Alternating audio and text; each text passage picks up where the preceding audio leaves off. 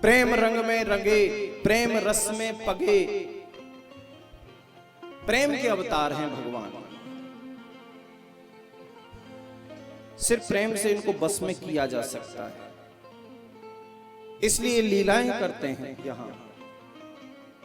मैया रोजाना इनको रोजाना श्रृंगार करती भगवान का, और रोजाना श्रृंगार करके इनको सुलाती। सुबह उठते ही इनको भूख लगती। हर बच्चे का स्वभाव होता है सुबह उठते ही मां से खाने पीने के लिए मांगता है, हर बच्चा। यशोदा को भी पता है, इसलिए यशोदा क्या करती, रोजाना भगवान के लिए माखन निकालती। रोजाना का नियम है, माखन बड़ा अच्छा लगता है कृष्ण को। ताजी माखन यशोदा निकालती। लाला के उठने से पहले ये रोजाना इंतजाम करती, बासी माखन नहीं खिलाती थी। 9 लाख गायों का पालन होता है कृष्ण के यहाँ यशोदा के महल में, लेकिन कृष्ण को कभी बासी माखन नहीं खिलाया, ताजी माखन खिलाती थी। लेकिन आज क्या हुआ, जैसे ही यशोदा उठी माखन निकालने के लिए, और वैसे ही साथ में ही कृष्ण उठ गए। माखन चलाई रही थी, दूध चलाई रही थी मैया यशोदा।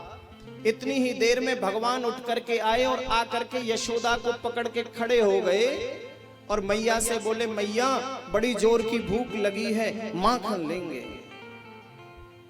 यशोदा बोली, लाला कन्हैया देख, अभी ताजी माखन चलो नहीं है, अभी ताजी माखन निकलो नहीं है। अगर ज्यादा भूख लगी है ना तो ऐसो कर, किसी भी कमरे में जा, मटकी भरी पड़ी है माखन की, जितनो चाहिए निकाल के खा ले। कन्हैया बोले, नहीं मैया वो तो बासी है, हम तो ताजी माखन लेंगे। मैया बोली, अगर तो कुछ ताजी माखन चाहिए ना तो तू थोड़ी देर ऐसा कर, मेरी गोदी में बैठ जा, मैं तब तक माखन निकाल लूं जल्दी जल्दी। ना मैया, हमें तो अबई चाहिए। बच्चों की जिद होती है,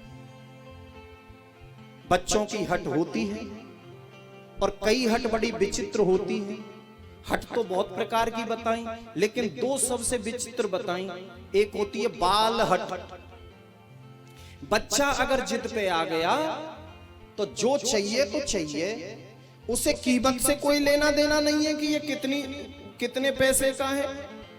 बाजार में आप बच्चे को ले जाओ, खिलौने की दुकान पे ले जाओ, जिस खिलौने पे हाथ रख दिया बस वो ही चाहिए जो पसंद आ गया।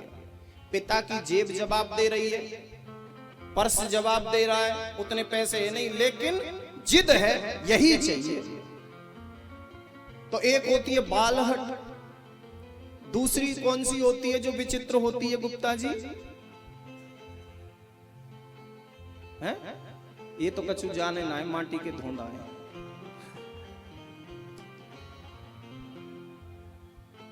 हाँ, अजय अग्रवाल जी आ गए। अशोक जी बताना कौन सी होती है दूसरी हट? हैं? रानी? जोर से बोलो जरा। Yes yes.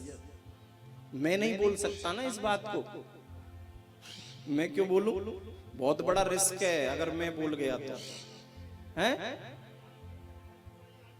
आ गई क्या? कहां है? अभी भी कोने में ही बैठी है। बताओ, हद कर दी। आपने तो बोल दिया, लेकिन मैं थोड़ी बोलूंगा। अगर मैंने बोल दिया सब नाराज हो जाएंगे मुझसे, सब। हैं? हाँ, कल से कोई नहीं आएगी, कोई नहीं, तुम ही बैठे रहोगे मुट्ठी भर। हाँ, कथा तो माता बहनी सुनती है भाई, इसलिए मैं तुम्हारी बुराई नहीं कर सकता। और सुनो न, मैं सुन सकता, मैंने कुछ नहीं सुना। हाँ, बंद है, मैंने कुछ नहीं सुना। हाँ, चलो समझ गए ना तुम? सब समझ गए? हाँ, समझदार बहुत है ना। हाँ, काफी है। तो भगवान कहने लगे कि हम तो अभी लेंगे, ताजी ही लेंगे, तुरंत चाहिए, तुरंत तुरंत चाहिए। अब मैया यशोदा ने सोची, ऐसा करती हूं, बच्चे जब जिद करें तो एक काम करना चाहिए। क्या क्या करना चाहिए? बोले उसको ना दूसरी बातों में लगा देना चाहिए।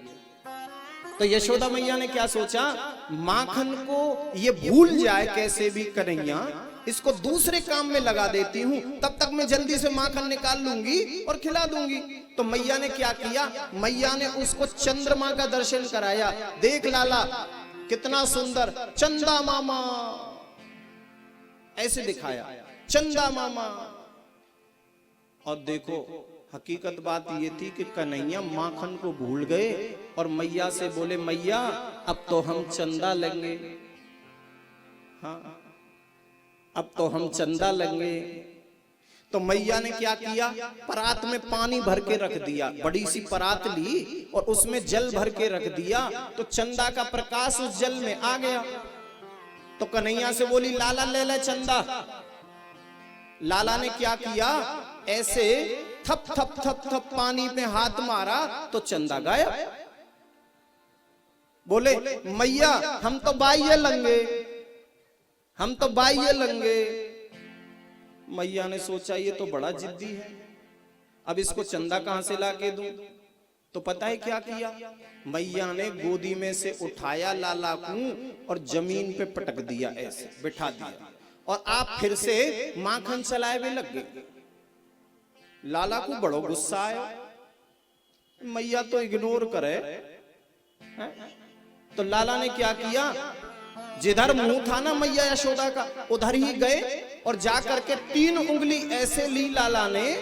3.5 वर्ष का है केवल कन्हैया, ऐसे 3 उंगली ली और मैया की ठोड़ी पे ऐसे लगाई और ऐसे लगा के ऐसे अपनी तरफ मुंह घुमा दिया और ऐसे कमर पे हाथ रख के बोले, ए बुढ़िया मैया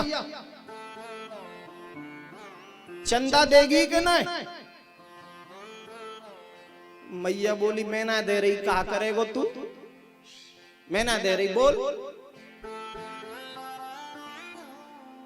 धमकी दे रहा हूं मैं नहीं दे रही। क्योंकि मैया ने सोचा अगर ऐसे इसकी जिद पूरी करती रही तो और ज्यादा बिगड़ जाएगा, इसलिए आज इसकी जिद पूरी करनी नहीं। मैं नहीं दे रही, बोल कहा करेगा तू। तो सुखदेव स्वामी बता रहे हैं, परीक्षित कितनी सुंदर धमकी दे रहे हैं। अब 3.5 वर्ष का बालक, इससे बड़ी धमकी दे भी क्या सकता है। पहली धमकी दी, क्या कह रहे हैं कि चंद्र खिलौना ले होरी मैया और चंद्र खिलौना ले हो। मैया बोली, मैं नहीं दे रही, बोल कहा करेगा तू। पहली धमकी कि जय हो लोट अब ही अबनी पे तेरी गोद न आए हो। अगर तुमने हमको चंदा नहीं दिया मैया, तो हम पता है क्या करेंगे, हम धरती पे लौट जाएंगे, अपने शरीर से बालू लगा लेंगे, रेत लगा लेंगे और तेरी गोदी में कभी नहीं आमेंगे। अब बालक तो ऐसी धमकी दे सकता है। मैया बोली, देख शरीर पे तू रेत लगा लेगो, बालू लगा लेगो तो और ज्यादा कारो है जाएगो, पहले ही बहुत कारो है? और हम तो बलराम गोदी में ले लेंगे, पर तो को चंदा नहीं देंगे। भगवान सुखदेव कह रहे हैं, फुटबॉल जैसा तो मुंह फुला रखा है भगवान ने। 3.5 वर्ष की उम्र है, सोचने लगे पहली धमकी तो फेल है गई, कोई असर ही नहीं हुआ मैया पे, अब दूसरी धमकी देनी चाहिए। दूसरी धमकी दे रहे हैं और बड़ी सुंदर दी।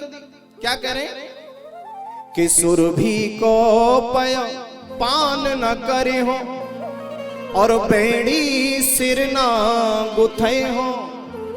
अगर तुमने हमको चंदा नहीं दिया मैया, तो हम सुरभि गाय का दूध कभी नहीं पीमेंगे और तुम हमारी चोटी गूंथ के, ये बालों को गूंथ के चोटी जो बनाओ ना, तुम्हारे हाथों से कभी हम चोटी नहीं गुथवाएंगे। मैया बोली देख लाला, अगर तू सुरभि गाय को दूध नहीं पीवेगो ना तो तू और ज्यादा दुबलो है जाएगो, तेरो जो पेट है ना वो कमर से चिपक जाएगो, पहले ही बहुत पतलो सोए तू और बुरो लगेगो। चोटी गूंथ के हम तो इस सुंदर बनावे, अगर तू चोटी नहीं गुथवावेगो तो हम तो बलराम की चोटी गूंथ देंगे, पर तो को चंदा नहीं देंगे।